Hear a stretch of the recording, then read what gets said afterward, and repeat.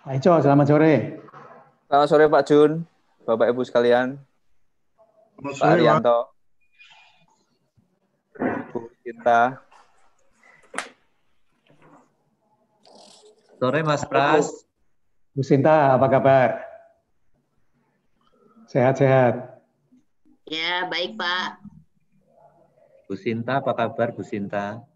Baik. Ini Mbak Yulia juga. Selamat sore. Pak Arianto, selamat sore Pak. Sehat-sehat Pak.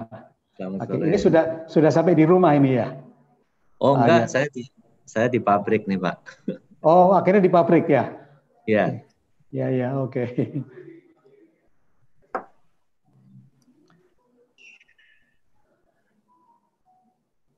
Ini udah jam 4, apakah kita mau mulai? Herni, gimana kita mulai? Iya Pak, dimulai saja.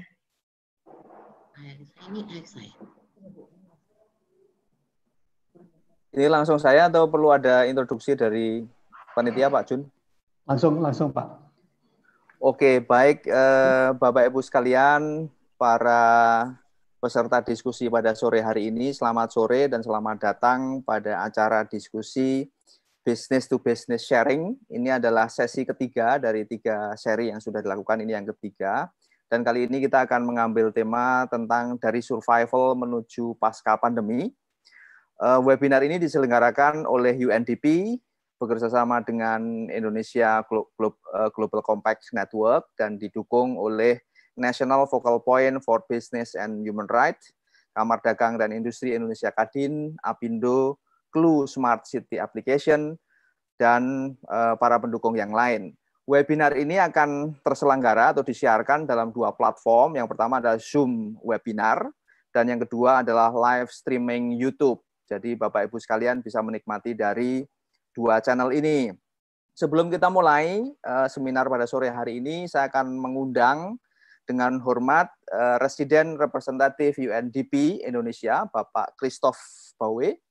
Kepada Bapak Christoph, kami persilahkan untuk memberikan pengantar. Waktunya sangat singkat, Pak, 3 menit. Silakan. Terima kasih Pak Agustinus. Selamat sore para narasumber yang saya hormati, para peserta. Saya senang sekali hadir dengan Bapak Ibu sekalian, walaupun ini jadi secara virtual. Saya senang juga lihat di layar mitra-mitra UNDP, dengar suara mereka. Terima kasih Bapak Ibu sekalian hadir dengan kami pada sore ini. Ini adalah webinar ketiga yang dilaksanakan oleh UNDP bersama dengan Indonesia Global Compact Network. Ini memang untuk berbagi pendapat dan pengalaman tentang bisnis dan dampak COVID-19. Dan saya memang berharap dan bahwa Bapak Ibu sekalian semua sehat, dan juga berharap bahwa Anda lihat ke masa depan dengan optimis, termasuk untuk bisnis Anda. Ini penting karena dengan nyata bisnis dunia perusahaan menghadapi 2 tantangan sangat besar yang belum pernah dihadapi. Tantangan pertama adalah survival business, survival pekerjaan. Tapi tantangan kedua yang juga sangat penting adalah bagaimana mempersiapkan bisnis pasca COVID-19. Karena tidak mungkin nanti kembali ke business as usual. Dengan jelas business operation model, production pattern, supply chain, distribution, consumption, semua akan berubah. Dan mungkin masih sulit paham dengan dalam skala perubahan ini. Tapi saya pikir untuk UNDP sangat penting kita coba bayangkan bagaimana bisnis bisa mengatasi tantangan survival dan juga tantangan bisnis baru di masa depan. Dan inilah adalah tujuan webinar UNDP IGCN kami dengan kehadiran Kadin, Apindo, Crew City, dan saya memang berharap bahwa diskusi ini akan bermanfaat bagi kita semua. Demikian, selamat sore, terima kasih dan sehat selalu. Terima kasih Pak Christoph atas sambutannya. Saya kira benar sekali bahwa kita sekarang ini menghadapi satu fase yang sangat krusial, yaitu soal survival. Selanjutnya saya akan mengundang untuk opening remarks oleh Bapak Prabianto Muktiwibowo, National Focal Point for Business and Human Rights. Waktu saya persilahkan Pak, sama waktunya 3 menit. Silakan. Terima kasih Pak Pras. Assalamualaikum warahmatullahi wabarakatuh. Selamat sore, salam sehat untuk kita semua. Yang saya hormati Bapak Christoph Bahoe, Presiden Representatif UNDP Indonesia, Bapak Ibu narasumber dan moderator, para peserta webinar seri 3 yang berbahagia. Pertama-tama saya ingin menyampaikan terima kasih atas kesediaan Bapak Ibu untuk mengikuti webinar seri ketiga pada sore hari ini dengan tema dari survival menuju pasca pandemi. Tema ini sangat penting khususnya bagi dunia usaha, mengingat bahwa COVID-19 yang menyerang hampir seluruh belahan dunia benar-benar telah merubah banyak hal. Seperti tadi yang disampaikan oleh Pak Christoph, perubahan tidak hanya terjadi pada pola operasional perusahaan, tetapi juga gangguan rantai pasokan, merosotnya permintaan, gangguan cash flow, pemutusan hubungan kerja, dan lain-lainnya. Sudah lebih kurang 3 bulan sejak kasus COVID-19 pertama muncul di Indonesia, pada bulan Maret lalu, telah banyak energi dan sumber daya kita yang terkuras untuk mengatasi COVID-19. Pertanyaan yang selalu muncul di benak kita adalah sampai kapan pandemi COVID-19 ini akan berakhir dan kita bisa hidup normal kembali. Banyak ahli kesehatan mengatakan masih diperlukan waktu lama untuk kembali ke kehidupan normal seperti di awal tahun ini. Namun saya pikir dunia usaha mulai saat ini harus sudah memikirkan dan menyusun strategi untuk pemulihan atau recovery pasca pandemi. Saya mencatat paling tidak ada 2 hal penting yang harus diperhatikan oleh dunia usaha pasca pandemi COVID-19. Pertama adalah melakukan akselerasi penerapan industri 4.0. Penerapan teknologi digital dirasa menjadi sebuah hal yang wajib untuk dilakukan untuk membangkitkan kegiatan bisnis pasca pandemi. Pelaku bisnis harus menyiapkan rencana kontingensi dalam menghadapi krisis pandemi masa depan dengan menerapkan digitalisasi proses bisnis, merencanakan cash flow yang lebih kuat, dan memperkuat rantai pasokan. Kedua, mulailah beradaptasi dengan kehidupan normal yang baru. Beradaptasi untuk mencari kesempatan apa yang bisa kita raih pasca pandemi nanti.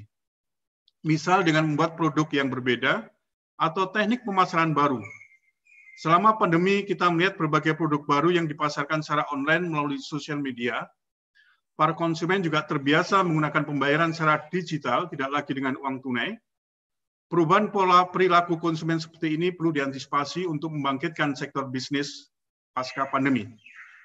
Bapak Ibu yang saya hormati, selama masa pandemi ini kita menyaksikan banyak pelaku usaha yang mampu menunjukkan kepedulian, empati kepada mereka yang terdampak akibat COVID-19.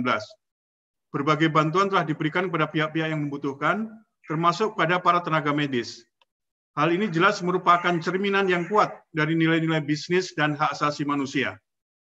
Webinar kali ini merupakan forum yang tepat untuk mendiskusikan pengalaman dan tantangan dalam menyimbangkan antara mempertahankan eksistensi perusahaan dengan menerapkan prinsip-prinsip bisnis dan hak asasi manusia.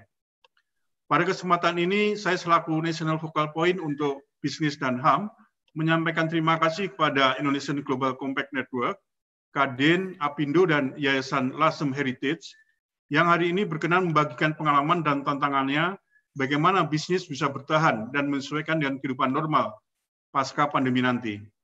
Ucapan terima kasih juga saya sampaikan ke UNDP yang telah memfasilitasi kegiatan ini.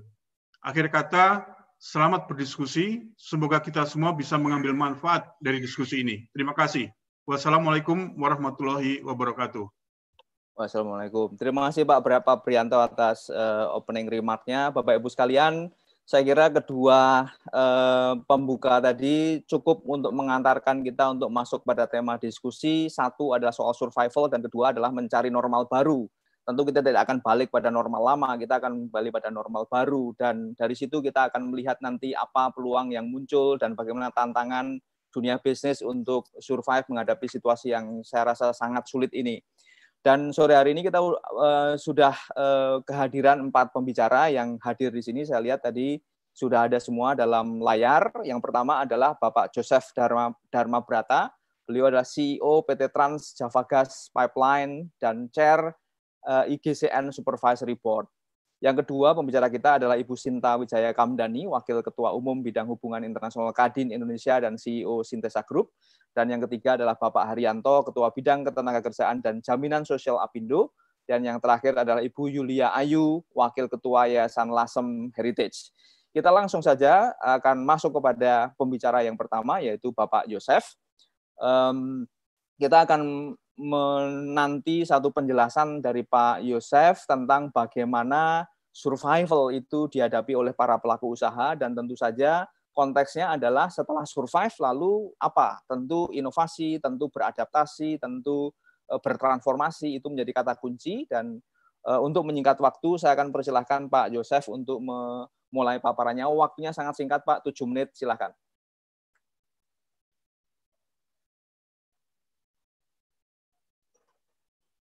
Oke, selamat sore Ibu-ibu dan Bapak-bapak yang berpartisipasi dalam seminar ini. Dampak pandemi pada ekonomi makro dan mikro sudah banyak sekali diulas dalam talk show di TV maupun multimedia yang membicarakan dampak negatif maupun positif, serta kiat-kiat survival agar perusahaan mampu berproduksi lagi pada saat ekonomi mulai bangkit kembali. Di samping itu, Bapak-bapak dan Ibu-ibu, pengusaha bisa menggunakan kiat-kiat keluar dari krisis 98 sebagai referensi untuk menyusun strategi bagaimana perusahaan Anda bisa keluar dari krisis COVID-19. Namun, saya tidak ingin memperpanjang lebar membahas kiat-kiat tersebut, tapi saya justru memilih mengangkat apa yang tidak terjadi pada krisis 98, namun akan terjadi di pasca pandemi COVID-19. Untuk itu, untuk maksud tersebut, saya akan melihat dampak pandemi pada krisis ekonomi dari sudut pandang disrupsi. Proses disrupsi yang terjadi selama krisis COVID-19 ini akan berlanjut meskipun telah ditemukan vaksinnya. Karena ada virus lain yang akan dibawa oleh dampak dari revolusi teknologi, telekomunikasi, dan informasi yang berbasis digital. Kita telah menyaksikan bisnis dari perusahaan raksasa Kodak, yang tadinya memproduksi film, kemudian punah oleh adanya kamera digital, dan sekarang kamera digital pun terancam oleh HP yang bisa menggantikan fungsi kamera digital. Proses disrupsi seperti ini akan makin banyak terjadi di era pasca pandemi COVID-19.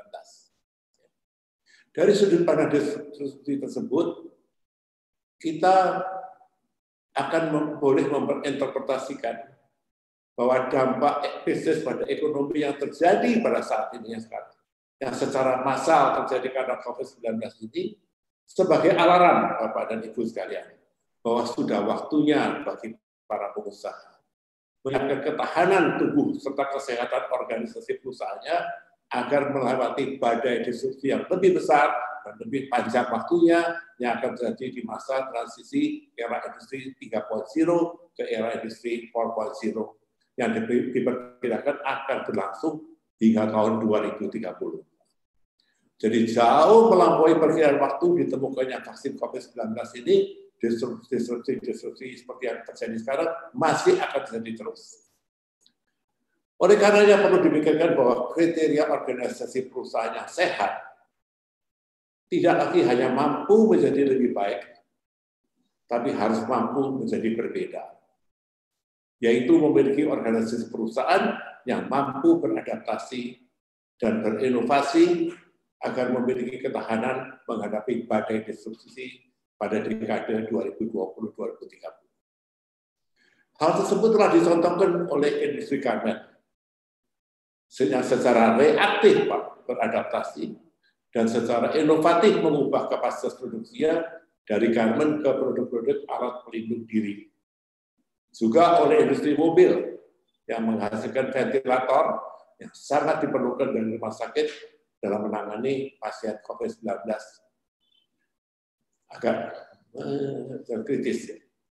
Apa yang perlu dilakukan oleh dunia usaha pasca COVID-19 agar mampu beradaptasi dan inovasi seperti contoh di atas, namun tidak reaktif tetapi proaktif, itu dikatakan oleh Gary Hamel, salah satu perusahaan di era pasca COVID-19 ini harus mampu secara proaktif menantang dan mengubah asumsi-asumsi yang dijadikan dasar dari model bisnis hari ini untuk disesuaikan dengan model bisnis yang imun terhadap disrupsi yang terjadi karena virus yang akan dibawa oleh revolusi teknologi, telekomunikasi, dan informasi yang berbasis digital. Jadi itulah PR kita pada saat ini adalah juga dikatakan oleh pembicara sebelumnya, kita tuh tidak hanya menghadapi masalah sekarang COVID-19, tetapi kita juga menghadapi disrupsi di masa pasca COVID-19, yaitu terjadinya masa transisi dari era industri 4.0 menjadi 4.0, di mana disrupsi itu makin banyak dan waktunya makin lama. Saya kira cukup sekian dulu, Pak. Saya ada waktu. Baik. Terima kasih, Pak. Saya kira Bapak menunjuk satu poin yang sangat penting, di mana COVID-19 ini sebetulnya adalah sebuah disrupsi, dan disrupsi bisa bersumber apa saja, apakah dari teknologi, apakah dari environment yang sekarang kita alami gitu. Pak, kalau boleh dielaborasi sedikit tentang Bapak bicara soal new normal dan sebagainya, ini satu tren baru dalam masyarakat kita ini, tujuan bisnis itu ada work from home ya.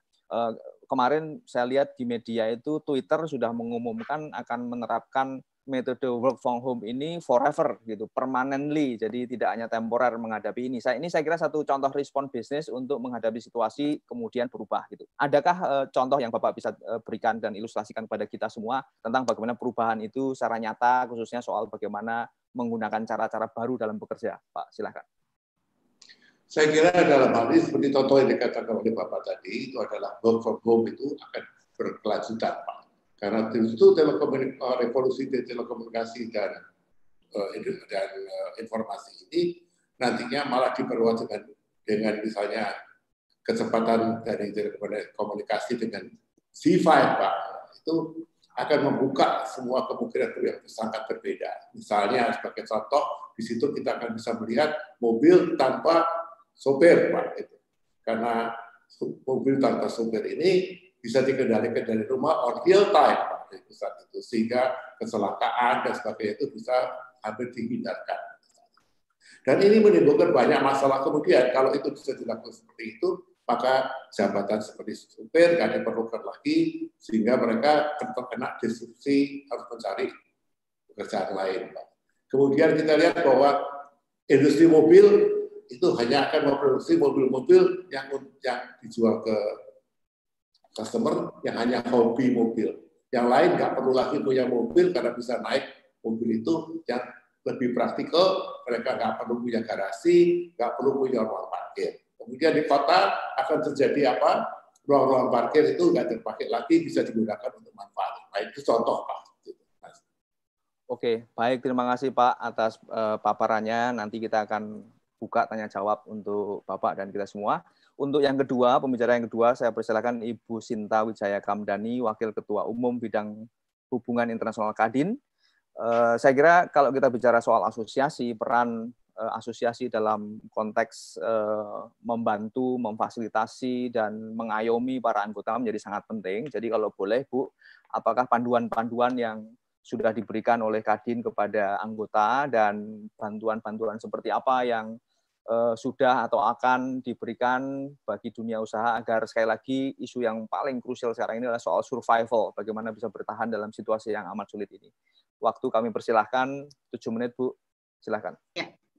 Terima kasih, Pak. Jadi memang sejak awal penemuan kasus positif COVID ini, Kadin Indonesia sudah mengeluarkan panduan. Jadi memang pertama kali kami membuat panduan kepada perusahaan agar dapat beroperasi senormal mungkin dalam kondisi wabah. Jadi poin-poin utamanya dari panduan ini mencakup pertama tentu saja meminimalkan resiko daripada kesehatan bagi karyawan, kemudian resiko tempatnya, jadi bisnis premise sebagai tempat transmisi wabahnya, kemudian membuat strategi dan perencanaan ketenaga kerjaan bila karyawan cuti, karantina, terinfeksi, dan lain-lain, kemudian membuat pengaturan alternatif bagi pemasok dan pelanggan agar kegiatan usaha tetap bisa berjalan, koordinasi dan komunikasi yang efektif, terbuka dan terus-menerus antara perusahaan dengan seluruh stakeholder-nya.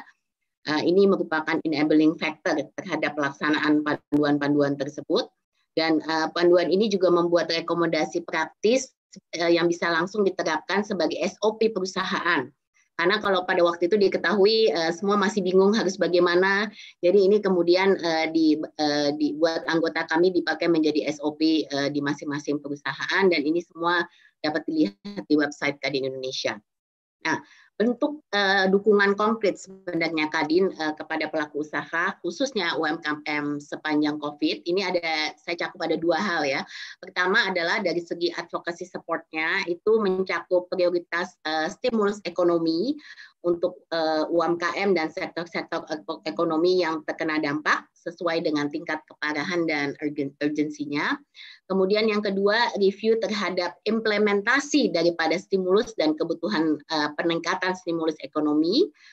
Dan yang ketiga, usulan peningkatan besaran daripada stimulus dan perbaikan implementasi dan distribusi stimulus tersebut. Selain itu, kita juga ada grounded support, dan grounded support ini adalah lebih selain daripada panduan kepada pelaku usaha tadi, juga pendampingan untuk kelancaran klaim insentif dan stimulus ekonominya, kemudian sumbangan, jadi sumbangan bantuan dana, alat kesehatan, kebutuhan lain, juga seperti saat ini pembagian sembako, food distribution, dan yang lain-lainnya. Itu grounded support yang kami lakukan. Ini semua saling mendukung, advokasi Kadin juga menjadi relevan terhadap kepentingan dunia usaha, dan grounded support ini mendukung penyempurnaan pelaksanaan kebijakan yang sudah diadvokasikan oleh Kadin.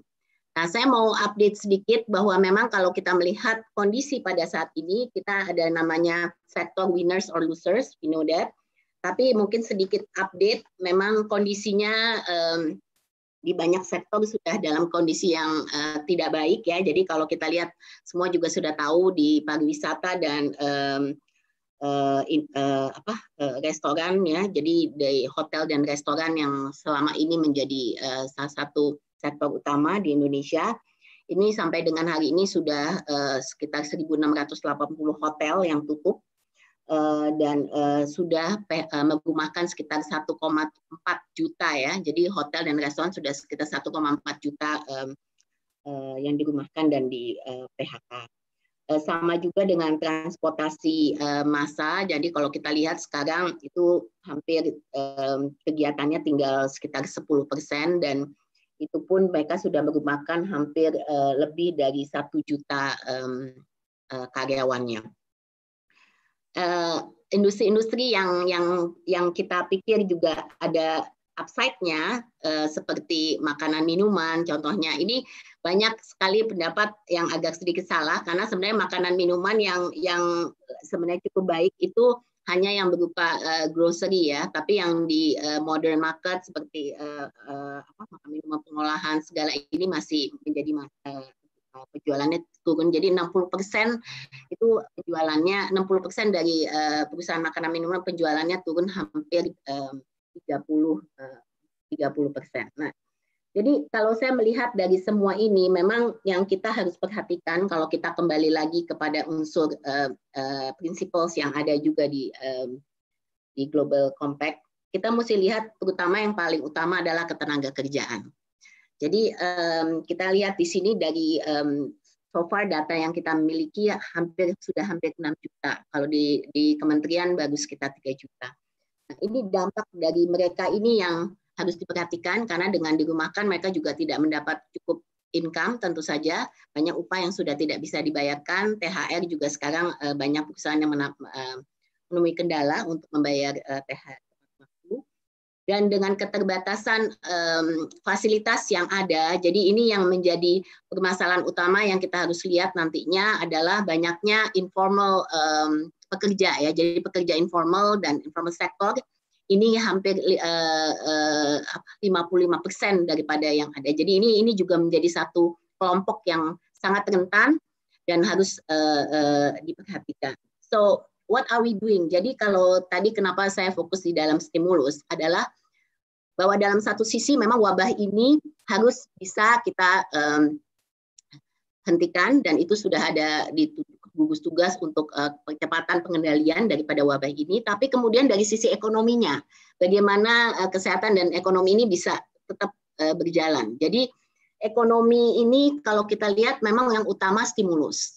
Masalahnya sekarang Indonesia ini sampai sejauh mana bisa memberikan stimulus. Kalau kita lihat ada 3 aspek utama, yaitu dari segi kesehatan, social safety net, dan dari segi ekonominya. Nah, kalau kita kesehatan, kita semua sudah tahu kebanyakan untuk membantu alat-alat kesehatan, untuk fasilitas-fasilitas rumah sakit dan pelayanan kesehatan.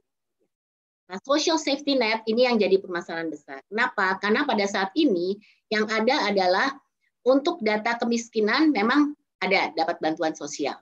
Tapi yang tadi saya katakan, pekerja informal, yang dirumahkan, kemudian UMKM, ini yang kemudian datanya ini yang masih rancu, dan saat ini fasilitas stimulus yang diberikan kepada mereka itu hanya 2. Pertama adalah dari sisi kartu prakerja, dan kita lihat kartu prakerja saat ini memang jumlahnya ya, jadi setiap minggu hanya diberikan kepada sekitar 160.000 orang, padahal yang daftar aja sudah 9 juta orang. Jadi kebutuhan daripada yang namanya BLT ini sangat sulit bisa didapatkan karena jumlahnya juga sangat terbatas.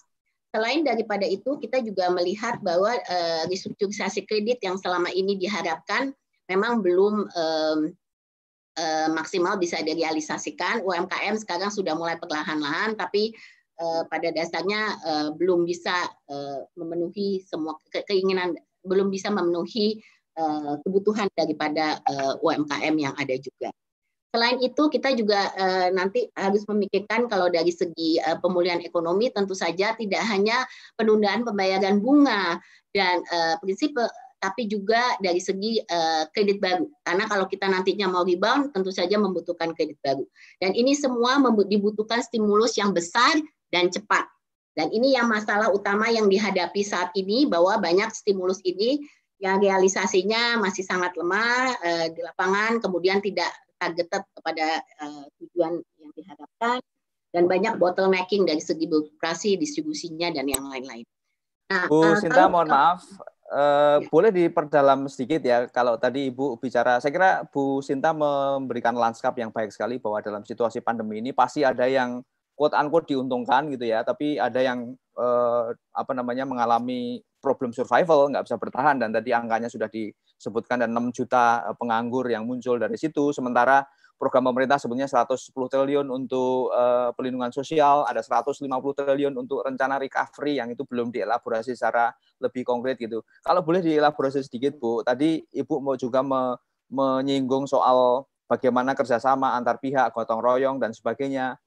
Itu bagaimana konkretnya? Pemerintah saya kira sudah punya komitmen, seberapapun kita merasa itu kurang, tapi dari para pengusaha sendiri apa yang bisa dilakukan untuk menghadapi situasi yang sulit ini? Semangat, kalau kita nggak mau pakai istilah gotong royong itu, semangat solidarity macam apa yang bisa dibangkitkan di antara para anggota Kadin dan para pelaku usaha yang lain, Bu? Silakan. Iya Pak, jadi sekali lagi kalau mungkin saya bisa tambahkan, kalau tadi yang saya bilang dari segi grounded support, memang kalau bantuan itu bantuan kepada masyarakat luas, tapi juga kepada komunitas masing-masing. Nah, kalau kita lihat so far sebenarnya dari Yayasan Kemanusiaan Kadin Indonesia, kami sudah mobilisasi sekitar 500 miliar rupiah untuk dibagi dalam dua bagian. Pertama adalah untuk bantuan kepada alat rumah sakit, alat-alat kesehatan dan yang lain-lain. Yang kedua lebih kepada masyarakat luas untuk sembako, food dan lain-lain. Tapi yang utama adalah di perusahaan masing-masing. Nah, yang saya ingin sampaikan di sini, kita mesti lihat dalam keadaan yang tadi saya sampaikan, banyak perusahaan yang sudah menemui banyak kendala dari segi cash flow mereka. Jadi mereka hidup nadi mereka untuk hidup saja ini sudah sangat terbatas. Saya rasa akan sulit untuk mereka bisa mensupport daripada lingkungan mereka sendiri atau pekerja-pekerja mereka sendiri. Nah, ini yang menjadi sangat utama. Makanya di negara-negara lain ada banyak yang mereka kemudian fokus di industrinya. Jadi mereka bantu industrinya supaya industrinya kemudian nanti bisa membantu pekerjanya dan yang lain-lain. Nah, di Indonesia ini tidak bisa terjadi, sehingga industrinya nanti banyak yang mati, termasuk tidak hanya yang menengah kecil, tapi juga yang besar juga nanti pasti banyak yang akan kesulitan. Sehingga untuk bisa membantu komunitas di dalam pekerjaan perusahaannya sendiri, itu pasti akan menemui banyak kendala. Kalau kita sudah lihat, sampai saat ini mereka cash flow kebanyakan bertahan sampai dengan Juni. Nah, untuk itu Pak, solusinya pada saat ini, jadi kalau segi bantuan pasti bantuan itu secara bantuan sosial yang sudah dijalankan dari pelaku usaha itu semua sudah kita gulirkan. Tapi yang paling penting sekarang adalah sustainability. Nanti kita maunya bagaimana nih ke depannya. Dan kami lihat dengan pemerintah tidak bisa memberikan stimulus yang signifikan untuk industri. Sebaiknya makanya kenapa kita sekarang sudah menggulirkan exit strateginya. Jadi kita sudah harus mikir, kita nih udah nggak bisa ngarepin cuma stimulus aja nih dari pemerintah. Sementara pelaku usaha sendiri punya keterbatasan untuk memiliki dana yang bisa digulirkan. Untuk itu apa? Jadi kita harus mulai kembali perlahan-lahan melakukan aktivitas ekonominya. Nah, inilah kenapa kemarin kami sudah memberikan semacam exit strategy bahwa masing-masing sektor sudah bagaimana caranya sudah bisa mulai melakukan aktivitasnya, dan ini tentu saja dengan keputusan pemerintah bahwa harus melakukan relaksasi. Dan ini seperti diketahui banyak sekali perdebatan sekarang antara relaksasi itu kapan waktunya, apa yang sebenarnya kalau menurut pendapat kami COVID-19 ini nggak akan pernah benar-benar berakhir sampai vaksinnya bisa ditemukan. Itu kita mesti hidup dengan COVID-19 dan bagaimana caranya, ya ini perusahaan sendiri dalam proses recovery ini, ya dia harus memasukkan SOP maupun protokol kesehatan yang ada di dalam dia bekerja kembali gitu. Tapi itu kita ngomongkan dari segi aktivitasnya, tapi kita mesti lihat dari demand-nya juga. Ini kan ada demand shock dan supply shock. Nah, tapi ini kita belum ngomongin demand shock-nya nih. Jadi kalau demand-nya marketnya itu juga tidak ada ya, jadi ekspor terbatas, kemudian juga turis juga tidak. Nah, ini apa yang harus kita lakukan? Ini persiapan ini yang saya rasa harus diperhatikan oleh pelaku usaha. Baik, terima kasih Bu Sinta. Saya kira kita punya banyak sekali dilema ya, apakah kita akan lockdown-nya akan diperpanjang atau kita akan rilis, akan relaksasi. Itu satu dilema tertentu untuk melihat seberapa sebenarnya bisnisnya masih bisa bertahan kalau lockdown-nya itu terlalu lama gitu. Saya kira dilema yang sama itu dihadapi oleh para pengusaha Pak Haryanto. Saya akan memberikan waktu kepada Pak Haryanto. Saya kenal Pak Haryanto cukup lama, beliau cukup punya komitmen yang kuat untuk menyejahterakan karyawan, tapi saat ini saya kira kita juga menghadapi dilema yang sangat konkret, mau mem-PHK atau tidak ini, dan kalaupun iya, lalu komprominya seperti apa gitu. Mungkin kami boleh dikasih insight dan cerita yang mungkin Bapak hadapi di industri dan di perusahaan Bapak. Silakan Pak Haryanto. Terima kasih Pak Pras, selamat sore Bapak Ibu sekalian. Pertama-tama saya kira tadi dari pengantar dari Pak Christoph maupun Pak Prabianto juga Bu Sinta sebenarnya sudah cukup lengkap. Saya cuma ingin menyampaikan bahwa sebetulnya dari sejak 30-40 tahun terakhir saya kira kita ini sekarang mengalami satu shock krisis yang sangat berat, sangat berat. Terutama untuk industri-industri yang mempunyai karyawan yang besar seperti garment, sepatu. Jadi saat ini sebetulnya yang kita lihat itu adalah bahwa pemulihan demand di global untuk yang ekspor itu paling cepat itu mungkin baru tahun depan ya, pertengahan tahun depan. Sampai dengan Januari tahun depan saja diperkirakan mereka hanya bisa memberikan loading paling 50%. Jadi saya kira yang paling kita khawatirkan itu sebetulnya adalah sekarang manpower yang ada mau kita apakan. Jadi kalau mereka mau mem-PHK, mereka juga mungkin tidak punya cukup banyak dana untuk PHK karena PHK sangat mahal. Tidak semua perusahaan mempunyai cadangan PHK yang cukup. Lalu kedua, kalau dirumahkan cukup lama. Cukup lama dalam arti paling minimal harus menunggu 6 bulan dan lain sebagainya. Sedangkan kalau industri lokal untuk pasar lokal itu sudah sejak 1 April mencapai titik nol. Karena tutup, semua outlet tutup, lalu supermarket dep store juga tutup, mall tutup, jadi baik retail, wholesale dari bisnis-bisnis kita juga sudah close semua.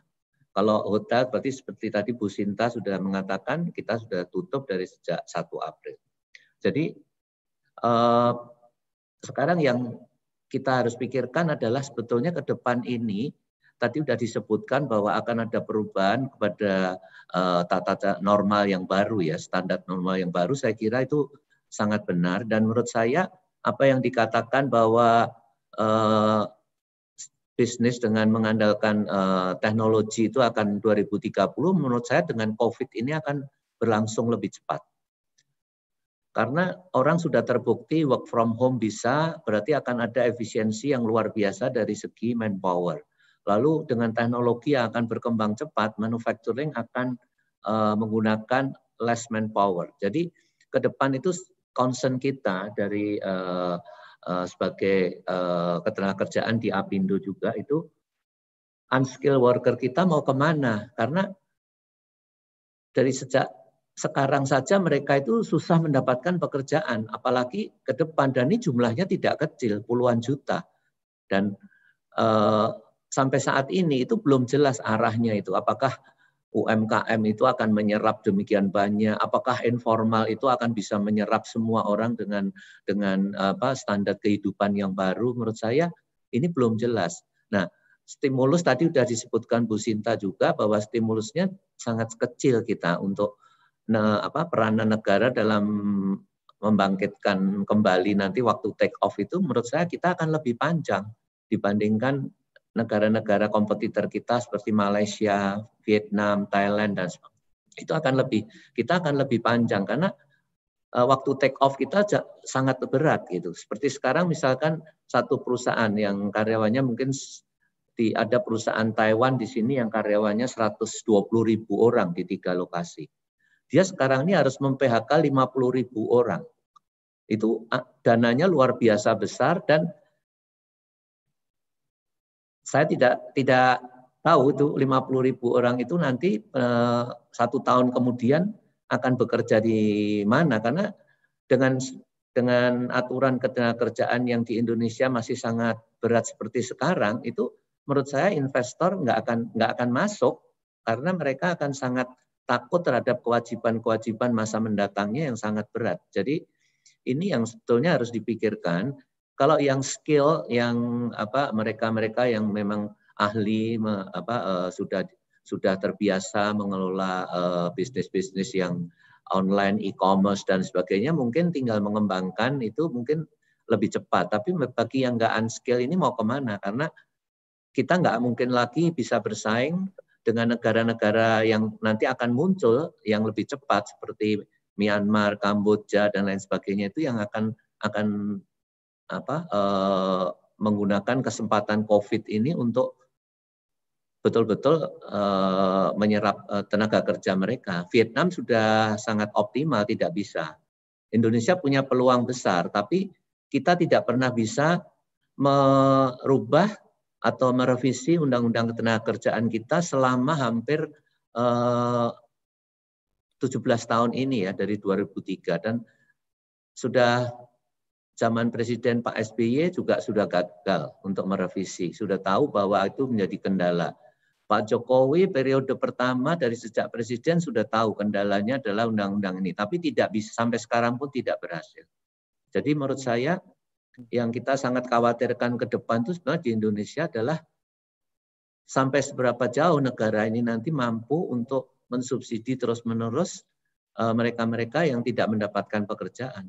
Karena UKM memang betul tulang punggung, tapi menurut saya ini loh akan sangat besar sekali setelah COVID ini.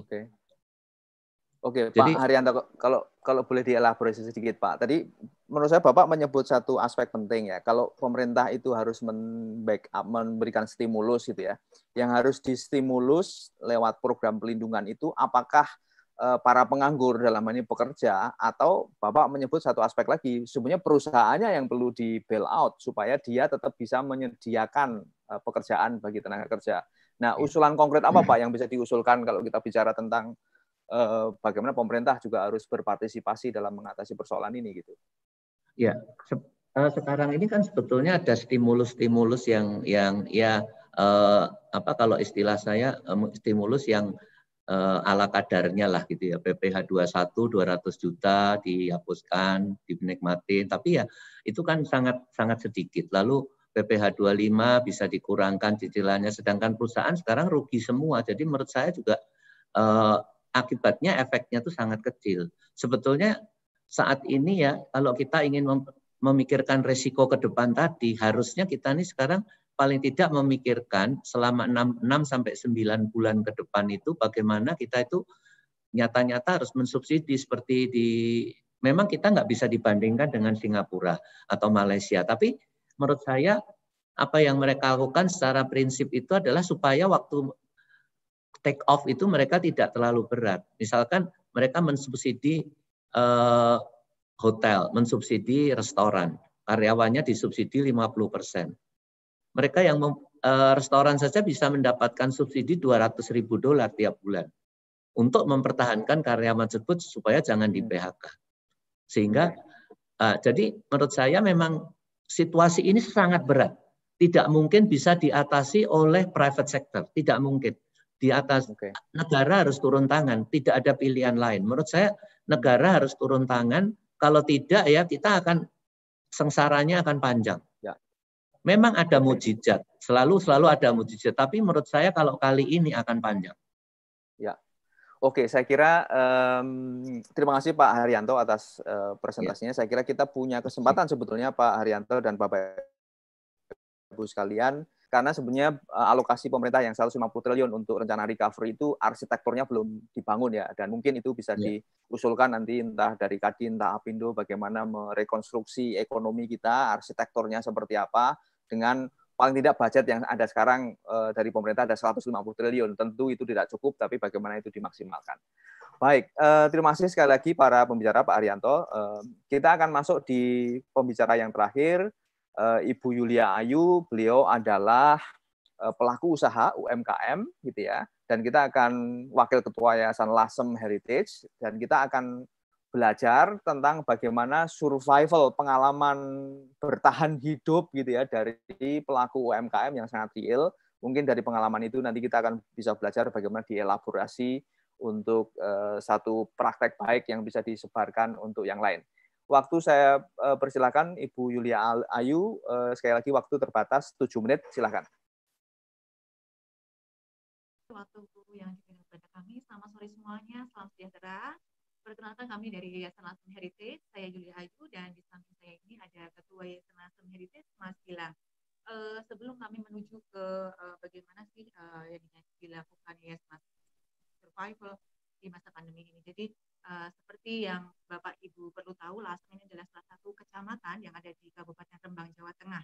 Dan di Lasem ini sebenarnya banyak sekali situs-situs sejarah dan juga situs wisata yang di mana banyak sekali wisatawan yang datang ke sini. Dan Lasem ini terkenal sekali dengan nama Kota Batik dan juga Kota Santri.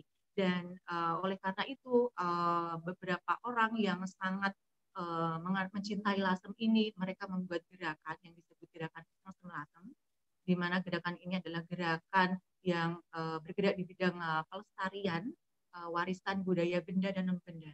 Dan mereka membuat web Lasem untuk memberikan informasi kepada seluruh masyarakat di Indonesia ataupun di luar negeri juga untuk mengenal lebih jauh tentang Lasem. Dan setelah berjalan beberapa waktu, kami membuat Yayasan Lasem Heritage yang sudah berbeda dari buku ini, Dan yayasan kami mempunyai trip atau tur pariwisata karena Lasem ini sudah mulai dikenal ya sejak 2016 kurang lebih ya, mulai naik daun setelah Mbak Agni Malagina, beliau adalah peneliti dan juga penulis tentang batik tiga negeri. Jadi beliau mengangkat nama Lasem di dalam batik tiga negeri dan diangkat di Majalah Nasional Geografi Indonesia. Dan ini tentunya menjadi kesempatan emas bagi Lasem untuk mengembangkan sektor pariwisata dan serta juga menggerakkan roda perekonomian yang ada di sini. Dan oleh karena itu yayasan membuka atau membuat trip tour pariwisata ini, dan manajemen fee atau income yang kami dapatkan, keuntungannya yang didapat oleh guide ini sebagian kecil masuk ke kas yayasan kami untuk running yayasan. Jadi semua keuntungan yang yayasan punya akan kami gunakan untuk pendanaan kegiatan pelestarian. Jadi berhubungan dengan pelestarian warisan budaya benda dan budaya. Misalnya ada klinik belajar, kelas pelestarian, kelas guiding juga, dan klinik belajar yang kita lakukan pun ini juga gratis dan narasumbernya gratis karena kita mengambil dari tamu-tamu yang datang ke Lasem di mana mereka adalah orang-orang yang sangat berpengaruh di Indonesia. Dan selanjutnya setelah adanya pandemi COVID-19 ini, otomatis pariwisata ini berhenti dan bahkan beberapa situs, bahkan bukan beberapa ya, hampir semua situs di sini itu tutup dan otomatis ini juga menurunkan atau juga mempengaruhi roda perekonomian dari entrepreneur lokal atau UKM yang ada di Lasem dan juga sekitarnya. Oleh karena itu kami dari Yayasan Lasem Heritage ini berinisiatif untuk membuat ruang jual beli online yang bisa Bapak Ibu akses di www.kesemlasem.com. Jadi di web tersebut Bapak Ibu bisa melihat apa sih yang ada di Lasem, sejarahnya bagaimana, situs budaya apa saja yang bisa dilihat di situ, tapi juga Bapak Ibu bisa melihat produk apa yang bisa dibeli dari pasar rakyat Lasem yang ada di web tersebut. Dan bukan hanya itu, kami juga bekerja sama dengan Mas Didit Maulana. Selamat sore Mas Didit, mungkin sedang menonton. Beliau adalah desainer muda ternama di Indonesia. Beliau juga adalah founder dari IKAT Indonesia. Dan beliau termasuk salah satu atau co-initiator Lasem juga. Jadi beliau sangat memberikan kontribusi besar kepada kami untuk membuat pasar rakyat ini. Karena beliau juga menjadi kurator atau melakukan kurasi terhadap kain-kain atau wastra yang ada di web pasar Lasem ini. Jadi di pasar rakyat Lasem ini akan ada 3 produk, yaitu produk wastra atau kain. Seperti yang kita tahu, Lasem ini sangat dikenal sekali dengan kota batik. Yang kedua ada rasa, yaitu di situ adalah produk-produk makanan dan minuman. Dan yang ketiga ada produk kria, yaitu produk kerajinan. Salah satunya ada Kuningan, yang di mana Kuningan tersebut sudah diekspor ke Korea. Jadi mungkin Bapak Ibu yang ke Korea membeli produk Kuningan, bisa saja produk-produk tersebut berasal dari Lasem, Kabupaten Rembang ini. Dan kita juga akan membuat virtual tour, di mana yang biasanya para guide ini bekerja mengurus trip atau tur pariwisata, tapi karena adanya pandemi ini harus berhenti, jadi kita akan bekerja dengan travel.co untuk membuat virtual tour selanjutnya. Dan virtual tour yang akan kami buat nanti yang pertama adalah mengenai batik tiga negeri. Dan lalu kita juga menyesuaikan kesempatan yang ada, yaitu untuk saat ini kita berada dalam bulan Ramadan. Jadi beberapa pembatik Lasem membuat kreasi baru seperti Bapak Ibu dan juga belakang saya, ini adalah mukena. Jadi Blue Series ini sebelum kami launch tanggal 12 Mei kemarin, jadi pasar rakyat baru saja kita launching. Sebelum kita launch, kita sudah mempromosikan paket Blue Series ini dan sudah terjual sekitar 35 sajadah dan 18 mukena untuk Blue Series ini. Jadi kurang lebih seperti itu. Baik, terima kasih presentasinya Ibu Ida. Saya kira ini pengalaman praktek baik yang sangat real dihadapi oleh UMKM. Tadi yang pertama, saya kira aspek yang penting adalah adopsi teknologi menjadi mungkin terakselerasi dengan pandemi ini, dengan memasarkan secara online dan sebagainya. Dan yang kedua, saya kira tadi aspek yang penting adalah bagaimana bisnis ini disokong oleh ada unsur semangat kebersamaan dan semangat baik dari banyak pihak, ya itu saya kira satu aspek penting tentang bahasa yang mungkin sekarang dikenal adalah soal socio entrepreneurship gitu ya. Jadi mengadopsi pendekatan bisnis untuk juga mengadvokasi persoalan sosial gitu. Kalau boleh dielaborasi sedikit Ibu Ida, Ibu Yulia, apakah peran pemerintah daerah itu cukup menonjol dalam juga mengakselerasi perkembangan bisnis batik ini dan komunitas lasem pada umumnya? Silakan. Terima kasih. Untuk pertanyaan selanjutnya mungkin Mas Gilang sebagai Ketua Yayasan Lasem Heritage akan memberikan tanggapannya. Terima kasih, Mas. Untuk Yayasan Lasem Heritage ini, utamanya kaitannya dengan peran pemerintah. Pemerintah itu sudah berperan mendata dan menyalurkan dana bantuan kepada masyarakat yang menjadi wirausaha lokal. Namun untuk pemasaran produk-produk sendiri, kami selaku komunitas turut membantu Pemda untuk mempromosikan produk-produk UMKM lokal yang nantinya untuk produk-produk ini dikurasi dan mengalami suatu proses. Nah, dari proses-proses mapping dan kurasi ini nantinya menghasilkan produk-produk terbaik yang sesuai dengan peminatan masyarakat. Dan nantinya produk-produk itu akan dipasarkan melalui pasar rakyat Lasem yang bisa diakses di kesemlasem.com. Seperti itu, Mas. Jadi untuk dari segi komunitas, sebenarnya kami justru membantu pemerintah daerah membantu mempromosikan produk-produk entrepreneur lokal ataupun pengusaha UKM di Lasem dan sekitarnya untuk terus menggerakkan roda perekonomian mereka, karena adanya COVID-19 ini banyak sekali pekerja pembatik yang harus diliburkan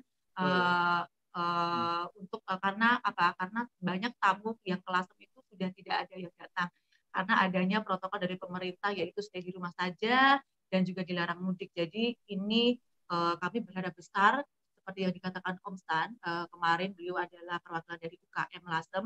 Beliau sangat berharap pasar rakyat Lasem ini dapat membantu para UKM atau entrepreneur lokal di Lasem untuk terus menggerakkan roda perekonomian mereka dan mengepulkan asap dapur mereka. Seperti itu. Baik, terima kasih atas pengalaman yang di-sharingkan kepada kita semua. Baik Bapak Ibu sekalian, kita sudah selesai dengan paparan singkat dari para pembicara, dari Pak Joseph Dharma Brata, dari Ibu Sinta Wijaya Kamdani, dari Pak Haryanto dan Ibu Yulia Ayu. Terima kasih atas paparannya. Dan sebelum saya membacakan beberapa pertanyaan yang sudah masuk, silakan yang lain kalau ingin bertanya bisa masuk di chatbot.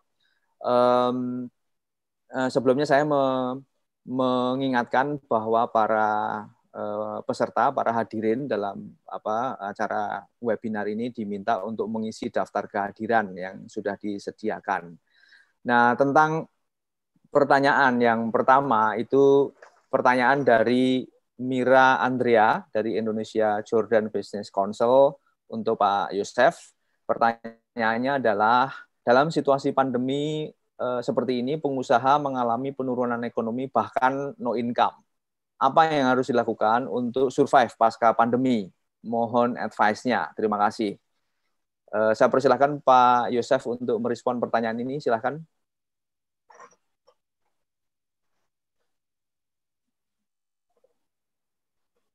Masih di mute, Pak.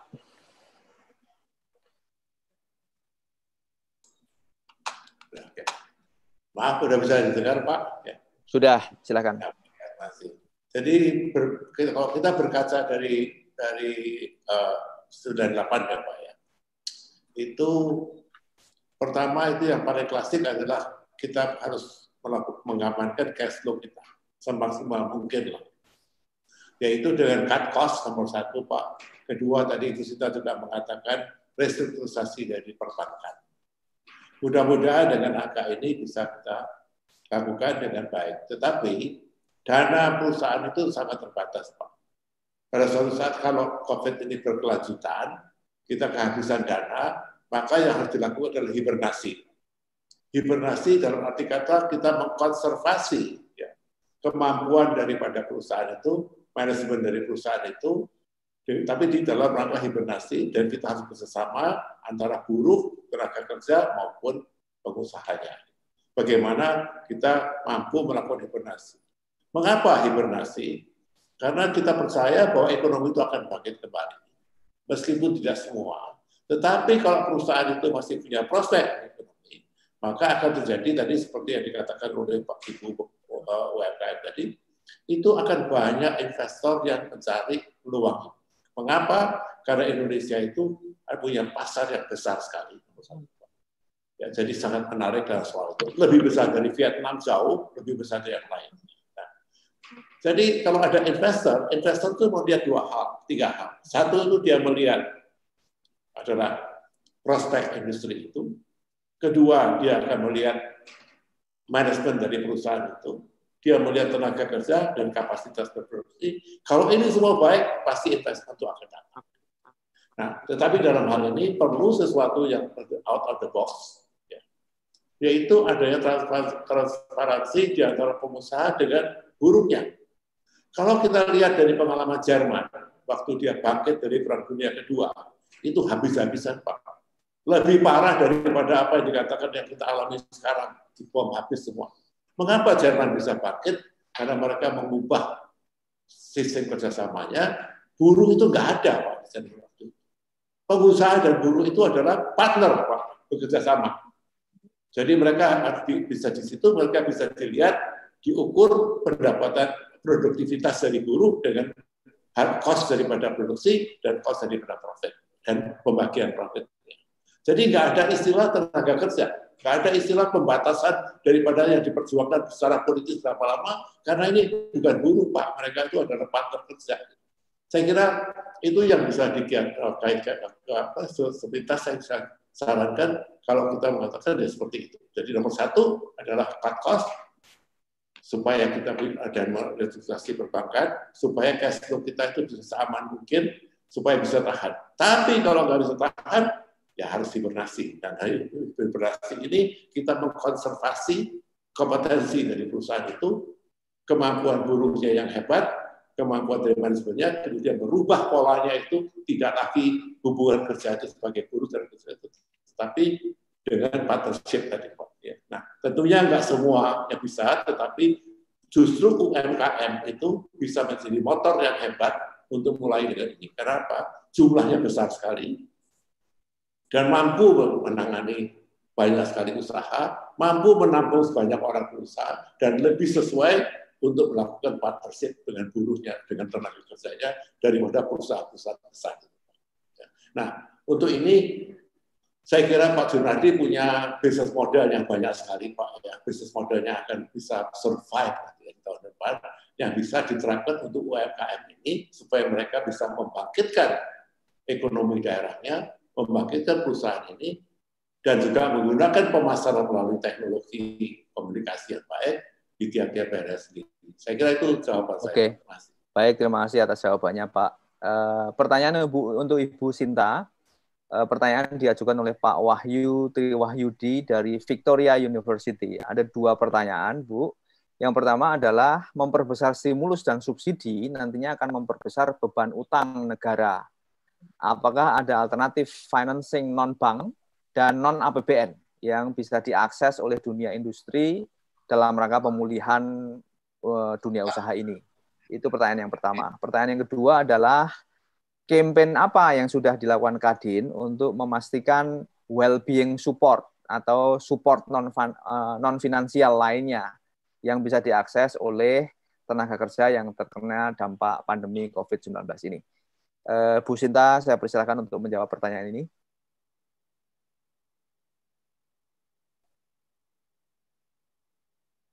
Terima kasih. Jadi untuk stimulus sebenarnya kami sudah sampaikan juga kepada pemerintah usulan kami ya. Jadi kami memang melihat ini kita nggak ada gunanya untuk mengkritisi kebijakan pemerintah, tapi yang kami lakukan saat ini adalah memberikan masukan dari dunia usaha. Dan kami sudah sampaikan jumlah stimulus yang mau dikeluarkan pemerintah tadi itu memang tidak mungkin memadai.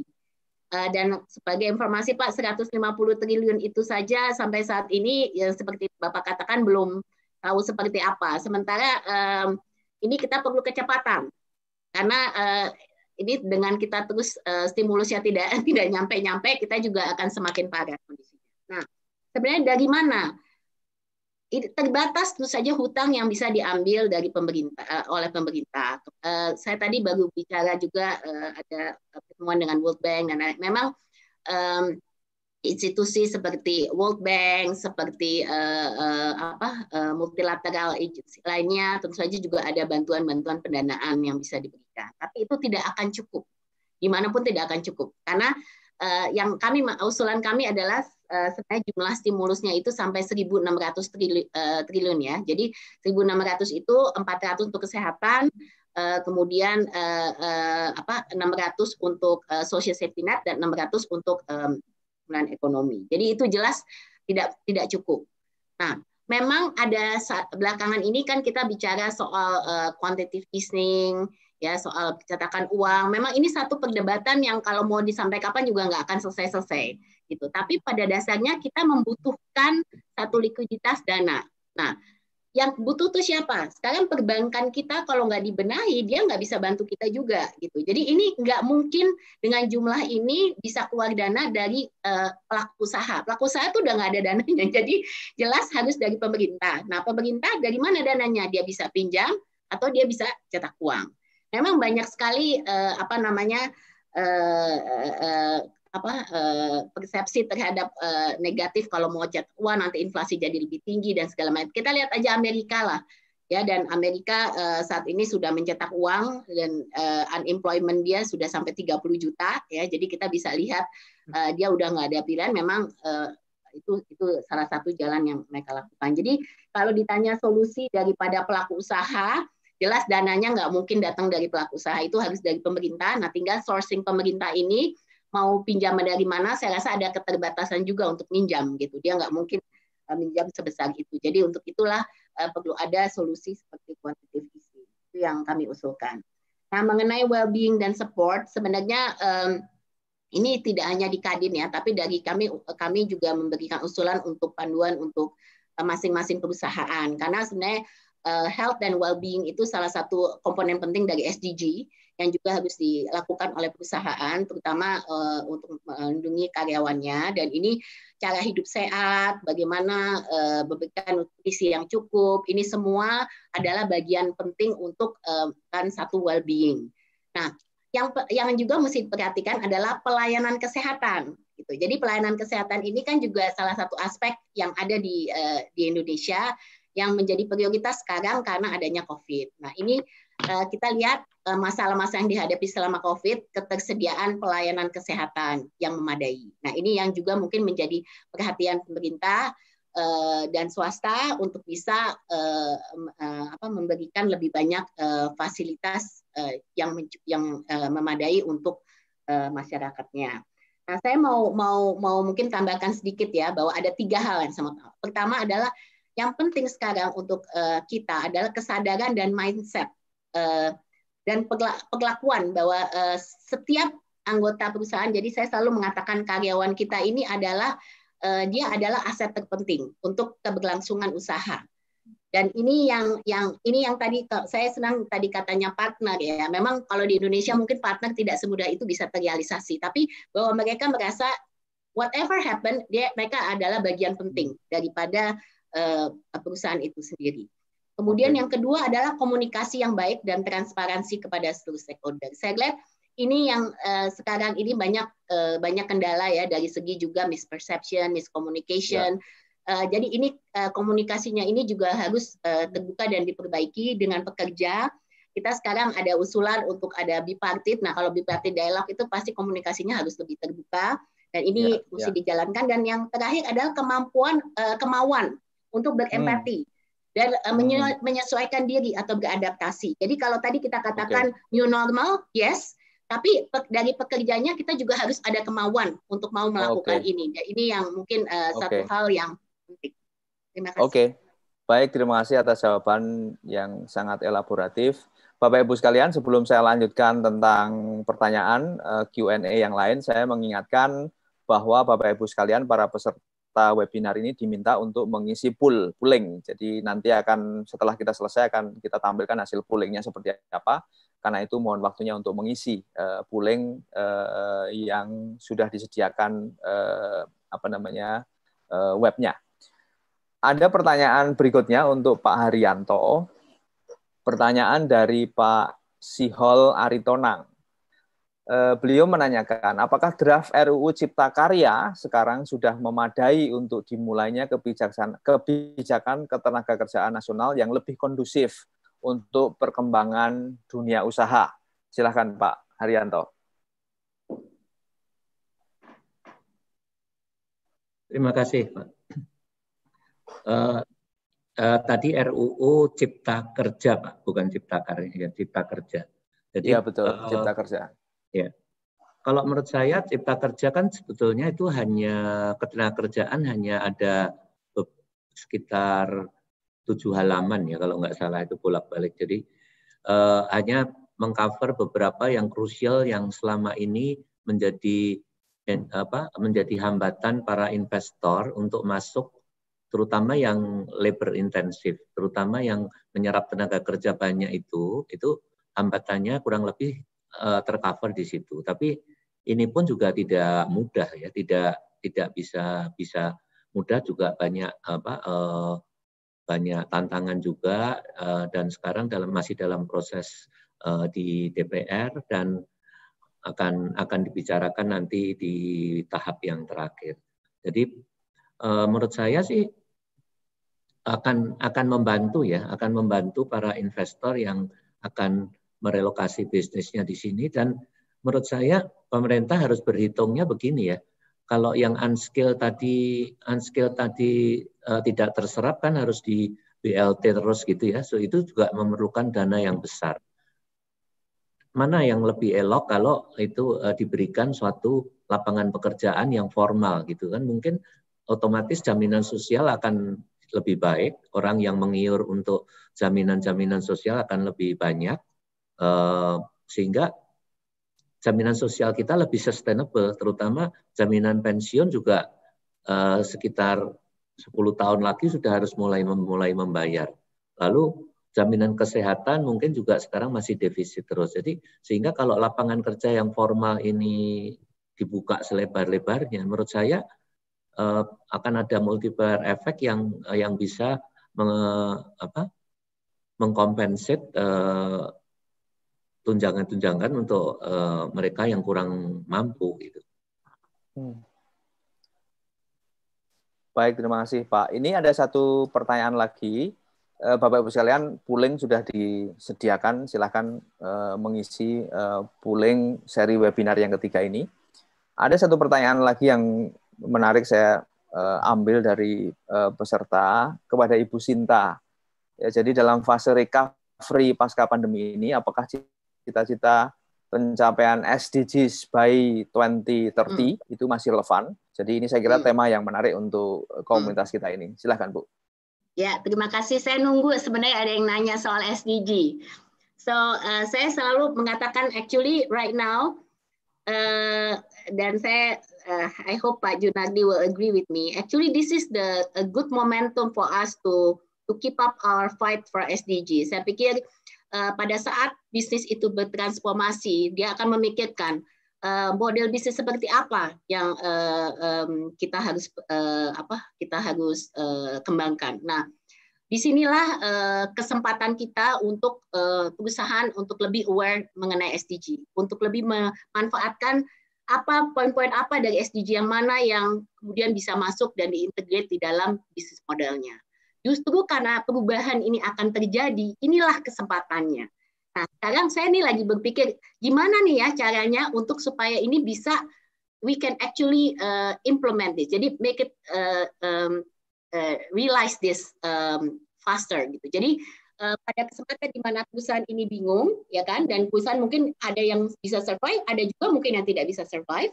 Tapi part of the survival or the recovery to the new norm adalah memanfaatkan SDG ini, gitu. Jadi SDG ini harus masuk. Dan ini yang saya lagi contohkan di saya kelompok usaha kami sendiri. ya, dan semoga nanti saya bisa share lebih panjang mengenai itu. Tapi this is exactly what we're doing, karena saya melihat ini adalah satu kesempatan. Kita lagi mendevelop business framework transformation frameworknya. Jadi di situ saya tegas-tegas melihat gitu aspek-aspek apa. Nah, tapi ada satu tapinya nih Pak. Masalahnya kita nggak bisa ngomong cuma pelaku usaha sebagai entitas sendiri. Pemerintah harus mendukung. Because apa? Karena kebijakan itu insentif itu datangnya dari pemerintah. Jadi pemerintah juga harus commit as much as we do. Jadi kalau kita believe in it, pemerintah have to believe in it. Nah ini sekarang gimana? Kira-kira Bappenas mau nggak dukung? Bisa nggak ini terjadi? Tidak hanya sekedar bahwa itu dimasukkan di dalam planning Bappenas, tapi actually make this realization. Jadi part of kita lagi buat roadmap ya ekonomi post COVID itu yang jelas saya masukin ya. Jadi kita nanti dari Kadin akan masukkan, tapi nanti di pemerintahnya ini nih yang jadi kunci utama. Karena pada at the end we need them, we can't do it alone. We need them to also transform with us and then make this realization. Begitu. Ya, oke, baik. Saya kira statement terakhir ini saya anggap ini sebuah closing dari Ibu Sinta ya, bahwa the new normals itu adalah SDGs itu sendiri. Kalau kita mau bicara soal bagaimana bisnis, dunia usaha pasca COVID itu bisa mengadopsi beberapa prinsip, bukan beberapa, tapi in the whole konsep tentang SDGs dan beberapa prinsip yang lain yang juga saya kira dalam komunitas ini diyakini itu menjadi sesuatu praktek baik yang harus dilaksanakan. Saya tidak akan memperpanjang pertanyaan kepada Ibu Sinta karena itu ada satu statement yang sangat kuat, saya anggap sebagai closing dari Ibu Sinta. Saya mengundang boleh saya tanggapi sedikit, Pak. Oke, silakan Pak Jun.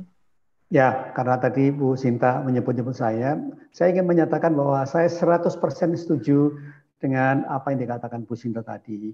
Dan juga 100% setuju yang dikatakan sebenarnya dengan Pak Prabianto dan Pak Yosef semua. Ada dua hal yang sekarang kita akhirnya menjadi sesuatu yang sangat relevan. Satu adalah semua dunia, bukan hanya bisnis pemerintah dan juga LSM. Mulai kita ini dipaksa untuk adaptasi kepada Industrial Revolution 4.0. Itu poin satu. Poin nomor dua, justru pada saat inilah kita melihat pentingnya implementasi SDG itu, karena SDG ini adalah holistik. Dan juga ingat bahwa ngurusin SDG ini bukan hanya ngurusin mengenai kesehatan, yang sekarang menjadi isu kita utama. SDG juga menyangkut berbagai hal, masalah kemiskinan, masalah pendidikan, masalah lingkungan, dan semuanya, dan sebagainya itu. Jadi ini adalah satu tantangan atau justru saya melihat satu peluang untuk kita bisa melaksanakan bersama-sama SDG. Dan di webinar yang lalu temanya adalah United Against COVID. Kita bersatu melawan COVID. Yang ini juga sama untuk SDG. Kita mesti melaksanakannya semua dalam satu partnership yang besar, pemerintah, business, social society, dan tidak ketinggalan penting sekali adalah akademisi. Terima kasih. Oke, baik, terima kasih untuk menguatkan statement yang kuat dari Ibu Sinta. Saya akan memberikan kesempatan kepada Pak Haryanto, kepada Pak Yosef, dan kepada Ibu Yulia untuk closing statement. Jadi pernyataan yang lugas, yang ringkas gitu ya, tentang apa yang bisa menjadi kesimpulan kita, yang bisa menjadi take away, bisa dibawa pulang oleh kita semua. Saya beri kesempatan ke Pak Yosef dulu, silakan. 2 menit, Pak.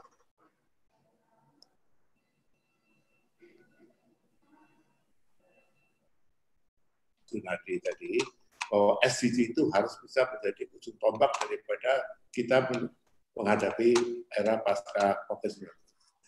Dan itu sudah disiapkan oleh UN Global Compact sebenarnya, Pak, karena kita pada saat ini sudah memiliki hasil research yang dilakukan, itu ada 300 lebih business model yang merupakan sesuatu yang inovatif sekali untuk dilaksanakan dan itu ramah lingkungan dan memberikan pekerjaan orang, tetapi juga menguntungkan, Pak.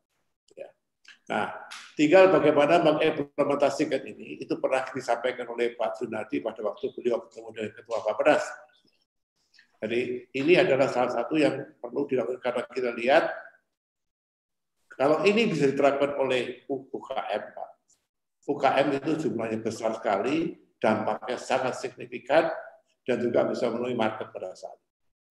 Kalau bisnis model itu bisa terlihat dan ada gotong royong yang baik antara pemerintah, pengusaha besar, dan UKM, maka kita bisa memanfaatkan, mengkapitalisasi apa yang kita miliki, yang tidak dimiliki oleh Vietnam dan lain-lain, yaitu adalah pasar yang besar. Kita mencoba menikmati rakyat kepada rakyat itu supaya kita bisa menjual ke kebutuhan lokal, Pak. Local is king nanti ya. Dan untuk itu pemerintah cuma satu, Pak, mempertahankan daya beli aja. Kalau semua dilakukan, ya pemerintah bisa mempertahankan daya beli rakyat, ya kita akan stop. Terima kasih. Baik, terima kasih atas statement bahwa daya beli adalah satu kunci untuk sustainability. Pak Haryanto, singkat dan lugas, 1 menit katanya, silahkan. Ya, terima kasih Pak. Saya kira pertama kita jangan pernah menyerah, nomor 1 itu dulu. Jangan pernah menyerah. Dan kedua, kita harus segera merubah mindset kita dalam cara kita berbisnis. Yang ketiga, segera perbaiki hubungan atau sinergi dengan para supply chain bisnis kita supaya semua bisa secara paralel mengikuti pola bisnis yang baru dari kita. Saya kira tentu COVID ini pasti akan memberikan peluang baru bagi mereka yang bisa beradaptasi. Jadi don't give up. Baik, terima kasih para pembicara, para panelis yang sudah menyampaikan sharing berita baik dan berita buruk. Kita akan ringkas itu semua. Jadi saya kira satu kata kunci yang muncul dari semua pembicaraan kita ini bahwa kita sepakat, kita mau tidak mau, suka tidak suka harus menghadapi ini, tetapi kita tidak boleh menyerah karena itu. Tetapi ada satu cita-cita baru yang saya kira bisa dibangun, yaitu tentang sustainability. Saya kira ada banyak kata kunci penting yang tadi muncul di banyak pembicaraan, dan salah satu framework yang cukup besar di situ adalah soal SDGs. Bu Yulia, apakah ada statement 1 menit yang bisa disampaikan? Terima kasih. Saya ingin mengutip dari apa yang dikatakan oleh Watkinson. Yet it is far better to light the candle than to curse the darkness. Artinya, jadi mari kita menyalakan lilin bersama. Sekecil apapun nyala lilin itu pasti akan membawa perubahan. Jadi mari terus berinovasi, membuat ide kreatif mulai dari sekarang. Meski sekecil apapun itu, pasti akan ada perubahan yang bagus di depannya. Untuk teman-teman simpatisan LASEM, orang-orang yang sangat mencintai LASEM, ataupun orang-orang LASEM yang tidak bisa mudik, silahkan order pesan di website.lasem.com. Semoga dapat mengobati kerinduan kalian akan LASEM, dan tetap semangat selalu dan jaga kesehatan. Terima kasih. Baik, terima kasih. Saya anggap itu satu closing statement untuk semua pembicaraan kita. Dan sebelum saya menutup, saya akan menampilkan hasil polling. Silakan kalau bisa ditampilkan polling yang sudah dilakukan, panitia.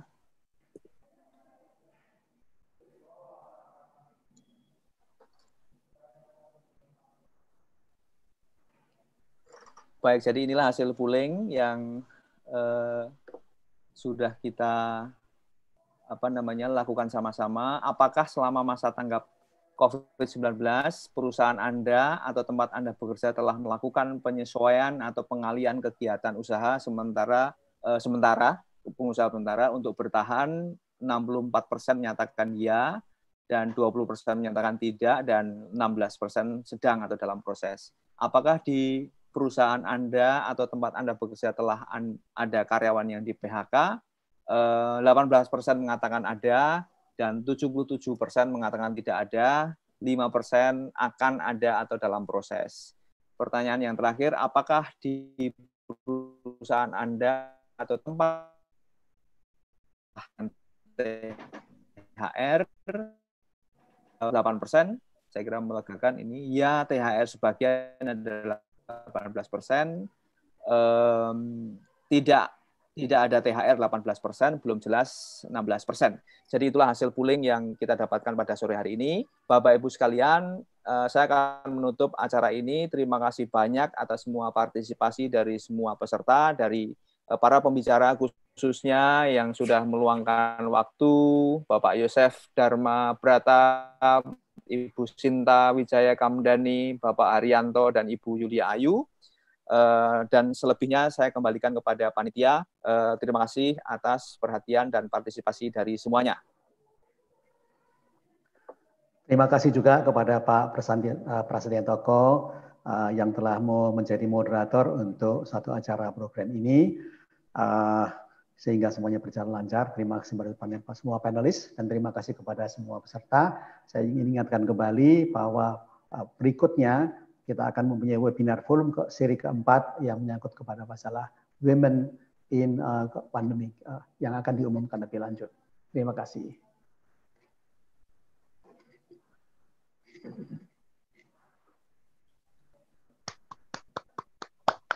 Clap hand untuk semua panelis dan moderator.